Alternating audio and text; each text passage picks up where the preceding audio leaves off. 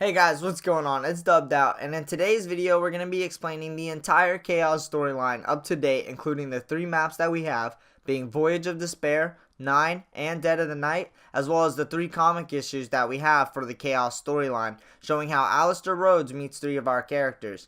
I'm assuming that most of you have at least played the maps, so you do know of either of Diego, Bruno, Shaw, and Scarlet. And for this story, we will also be talking about Scarlet's father, Alistair, quite a bit. So just keep in mind that it's Scarlet's father when you hear me speak of him. The bad guys in this story are a group of people called the Chaos Order that are led by a high priest, and I'm sure most of you guys have seen them. These are a group of Illuminati-like members of an ancient cult. If you guys could go on and leave a like and subscribe to the channel if you do learn something in this video, that would be awesome. I will have the sections timestamped so you guys can get exactly what information it is that you're looking for.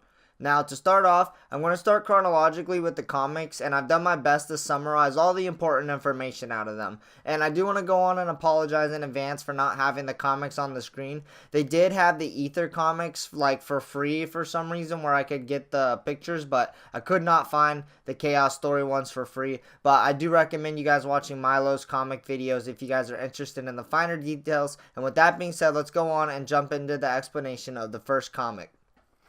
The first comic tells the story of how Bruno de la Croix and Alistair Rhodes came to meet and what happened afterwards. The story starts in Morocco, France, September 1910, with Bruno breaking up a fight between 2 of his under-ranking officers for the French Foreign Legion, when afterwards Bruno is approached by Alistair Rhodes, who asks him to talk. Alistair goes on to explain that he knows Bruno's secret, that he had accidentally assassinated a child and a murder gone wrong, and that the person who had him employed has put a bounty on his head, as well as are transporting an artifact that Alistair wishes to obtain. Bruno agrees to help him obtain the artifact, and then they travel to Constantinople, Turkey, where they initiate their plan. Alistair pretends to have car issues when the vehicle transferring the artifact approaches them on an empty road when Bruno sneaks attack them. They fight it out, and ultimately Bruno and Alistair walk away with the box containing the artifact, which turns out to actually be the Scepter of Ra that we've seen in the Chaos storyline. Alistair uses the scepter to reveal an old Egyptian writing, which he says is a map to an even bigger treasure.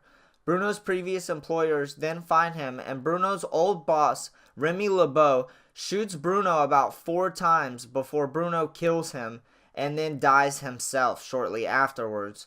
Alistair proceeds to use the Scepter of Ra's power to resurrect him.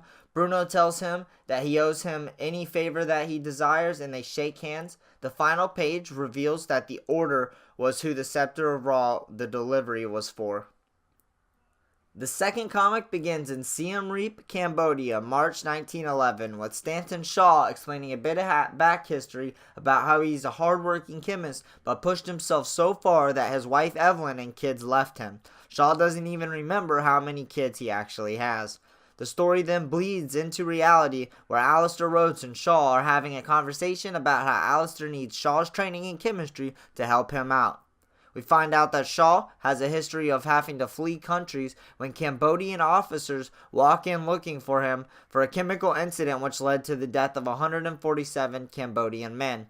Alistair then goes to strike a deal with the officers to not take Shaw away, and suddenly the comic goes to where Shaw, Alistair, and the officers are in a brand new location called Angkor Wat.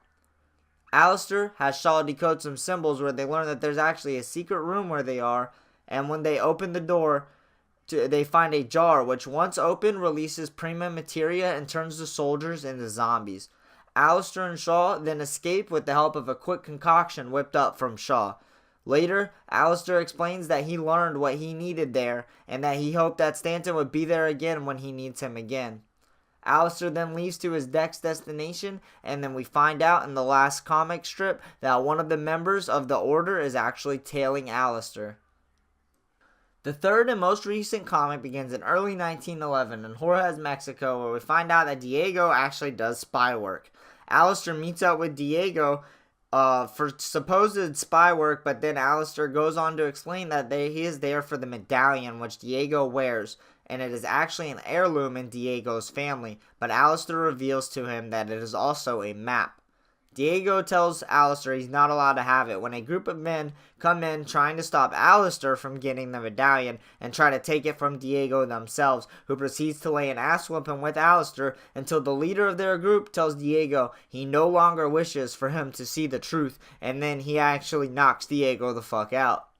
Diego wakes up just in time to protect Alistair from the goons, and then they go on to escape with the medallion. Diego tells Alistair that he can borrow the medallion as long as it's returned.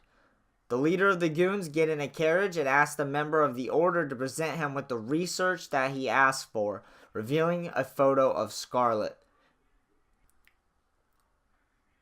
Even though there's still a gap that needs being filled with the remaining comics, after the events of the third comic, we can fast forward about a year or so to the next information that we have. On March 20th, 1912, when Alistair Rhodes throws a party at his estate, the events of Dead of the Night occur, which is DLC 1 of Black Ops 4 Zombies.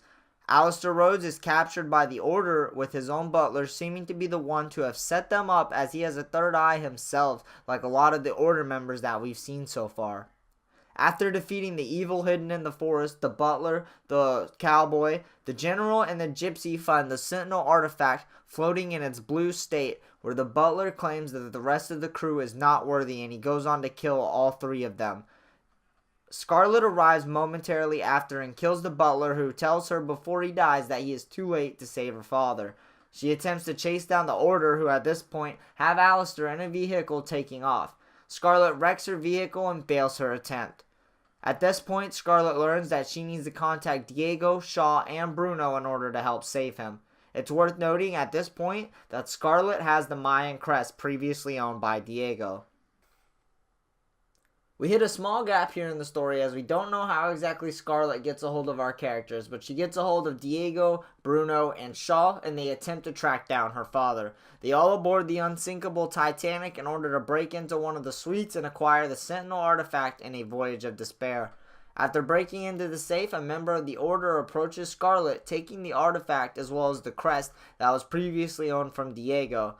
The member of the Order actually puts the crest onto the Sentinel artifact, and a shield forms around them, protecting them from the prima materia that is releasing from the artifact onto the boat, turning all the passengers into the undead. The Order member gets pushed out of the shield and turned himself. Scarlet, Diego, Shaw, and Bruno go on to complete the trial by defeating what is believed to be the Eye of Odin and setting everything on the ship back to normal. Shaw states that he's seen the apparition before in Greece, and honestly, I can't tell you what exactly he's referring to, but I believe he's referring to the Eye of Odin. And anyways, Scarlet makes Delphi, Greece their next location, and in a brief moment, we find out that Bruno also has a third eye, probably meaning that he is a member of the Order himself or was a previous member. Well, guys, we only have one more map to go, and the final one being 9. After making it to Greece and after an unknown series of events, they wind up in a cave where the Oracle of Delphi guides the characters back in time. They all inhale a peculiar vapor and are transported to a point in time where a bunch of members of the Order watch the characters fight against undead gladiators, appease the gods of Danu, Ra, Zeus, and Odin, and ultimately defeating the champion of the 9. After proving themselves worthy, the High Priest, who I assume is the leader of the Order, tries to take the Sentinel artifact for himself, but the artifact doesn't let him as he is not the one that was proven worthy. Scarlet surprises the priest with knowledge she should not hold by demanding clemency, and then all 4 characters proceed to have their heads chopped off because the High Priest was just not feeling that type of vibe. He was not dealing with Scarlet's attitude today. And we are left unsure of the fate of our characters at this point in time.